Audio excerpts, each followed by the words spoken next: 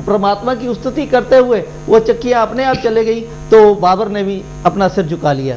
तो इस तरीके से नायक को अभी इस बारे में जानकारी नहीं है। वो अगर सिख धर्म के बारे में पूरी जानकारी लेना चाहता है तो उसके लिए दिल्ली यूनिवर्सिटी, पंजाब पटियाला यूनिवर्सिटी और गुरु नानक यूनिवर्सिटी, सब जगह पर सब जितना डिटेल लिटरेचर अवेलेबल है उसको जानने की कोशिश करें, तब ऐसी बात को करने की कोशिश करें। और अदरवाइज ये जो मामला है ये बहुत ही खतरनाक है। इसमें सिख धर्म के लोग ऑपोजिट में बिल्कुल ऐसे सरेआम सामने खड़े हो जाएंगे और फिर ये इसको गवर्नमेंट को रोकना मुश्किल हो जाएगा, क्योंकि इसमें फिर बहुत नुकसान हो सकते हैं। गवर्नमेंट को अभी चाहिए कि होश में आए और वो ऐसे लोग को बिल्कुल नकारे। सही बात है, लेकिन सबसे बड़ा सवाल, आप लोग भी हमारे साथ हैं, मैं ये पूछना चाहता हूं कि आखिर इस विषय पर सिख संगत अभी तक सामने क्यों नहीं आई है? जाकिर का विरोध क्यों नहीं किया है? जाकिर खुलेआम हर एक प्लेटफॉर्म पर सिख धर्म का अपमान कर रहा है, आखिर सिख संगत कहां पे है? जी बताइए।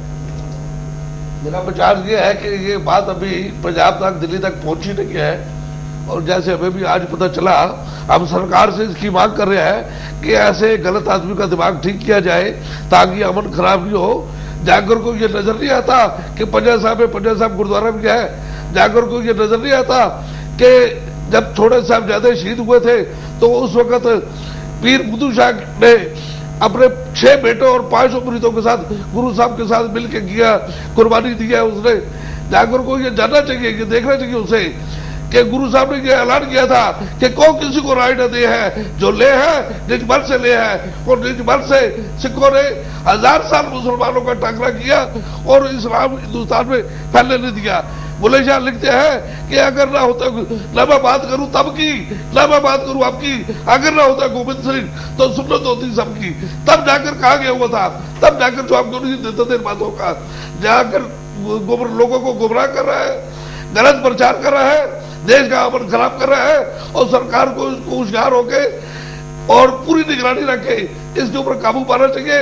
नहीं तो जब अमन खराब हो जाएगा, सरकारों से क्या, जाकुर से क्या, किसी से भी ये खराब अमन संभाला नहीं जाएगा और देश की अमन की जो स्थिति है वो बिगड़ जाएगी और बहुत बड़ा नुकसान होने का अंदेशा है। रवि रंजन जी, मैं 2-3 लाइन में जानना चाहूंगा, आप क्या राय रखते हैं इस पे?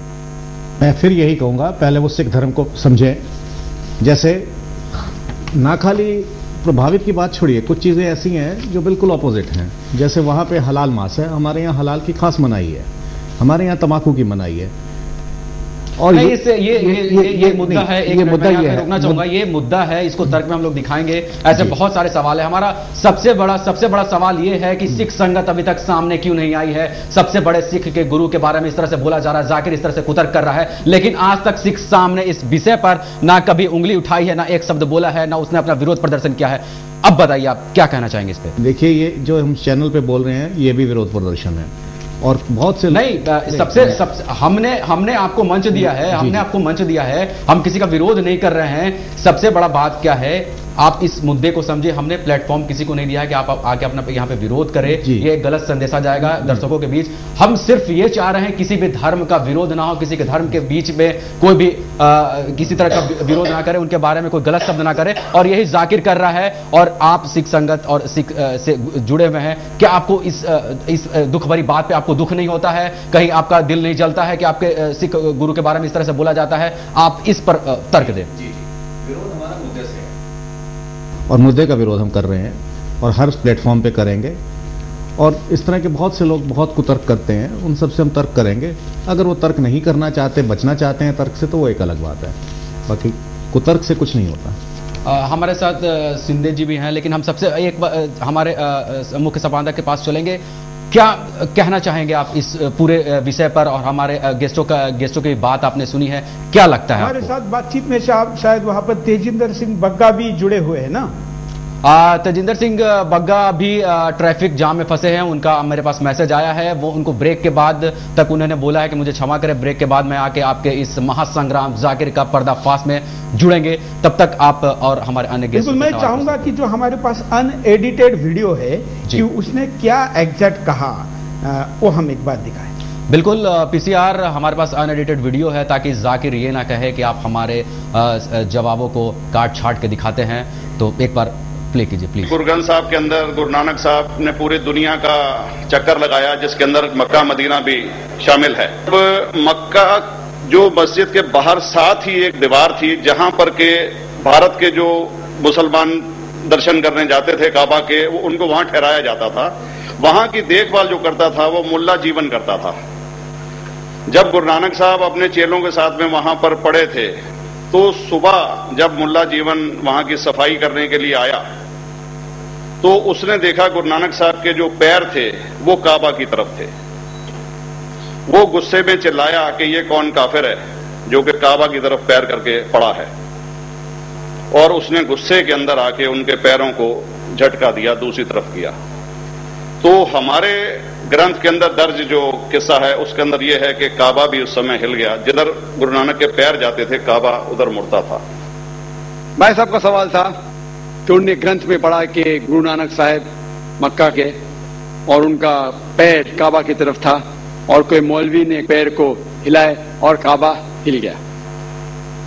क्योंकि ये age of science and technology है, अगर कोई चीज जो किताब हजारों साल पहले लिखी गई है, 10,000 साल या 4,000 साल, तो शायद उसके बारे में हिस्टोरिकल रिकॉर्ड मिलना मुश्किल है। हालांकि इवन जीसस क्राइस्ट के बारे में 2000 साल हिस्टोरिकल रिकॉर्ड है, क्योंकि सिखिज्म जो एकदम नया मजहब है, मान लो ये सच है, मान लो अगर 400-500 साल पहले अगर ये होता था कि काबा इधर से उधर हिल जाता था, तो हिस्टोरिकल रिकॉर्ड में बिल्कुल लिखा होता था। और ये कोई गैर मुस्लिम जा सकता है, मुमकिन है चुपके से कोई गया तो हो सकता है। मेरा नाम रमेश सिंह है। रमेश सिंह, क्या मानते खुदा एक है? बिल्कुल बिल्कुल। आप मानते बुत परस्ती गलत है?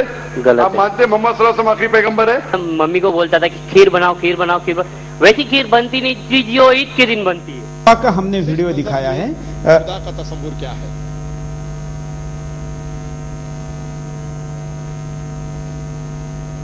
क्या आप मुझे सुन पा रहे हैं? हम काबा की बात करते हैं, वो जो रमेश सिंह वाला कन्वर्ट का वीडियो उसको बाद में देखते हैं। जो मेरे साथ यहाँ पर सारे सम्मानीय सिख बंधु बैठे हुए हैं, जिस प्रकार से 3-4 बातें इसने कही है। पहले तो ये कह रहा है कि ये सिख धर्म नया है। क्या कोई नया पुराना होने के कारण उसकी क्रेडिबिलिटी उसकी कम ज्यादा होती है? तो फिर इस्लाम से तो हिंदू धर्म और ज्यादा पुराना है, तो फिर तो उसने एक्सेप्ट करना चाहिए इसी लॉजिक पर कि इस्लाम की क्रेडिबिलिटी हिंदू धर्म से कम है, पहली बात। दूसरा, जिस तरीके से वो ये कहता है कि साइंस एंड टेक्नोलॉजी में ये हो नहीं सकता, तो अब ये रमेश से बात करेगा ना, रमेश सिंह से जब बात करेगा तब ये कहता है कि जो डेथ बॉडी है उसके रूह को अल्लाह जोड़ता है। इसके ऊपर कोई सरफिरा अगर ऑब्जेक्शन करे कि साइंस के हिसाब से बताइए, जिस बॉडी को इतने दिनों तक गाड़ के रखेंगे, उसको निकालने के बाद उसको रूह को कैसे चिपकाएंगे? ये तो साइंस पे कहीं पर भी नहीं होती है ये बातें। धर्म की बातें साइंस के आधार पर ऐसी आपी नहीं जा सकती, नापी नहीं जा सकती। जहां साइंस खत्म होता है, धर्म उसके बाद शुरू होता है। यह शायद वो नहीं मानता है। और ऐसी इस्लाम के मैं 25 बातें बता सकता हूं जो साइंस के आधार पर सही नहीं हो सकती। तो अपने मापदंड अलग और सिख या किसी अन्य धर्म के लिए लगाने वाले मापदंड अलग, ऐसे कैसे हो सकता है?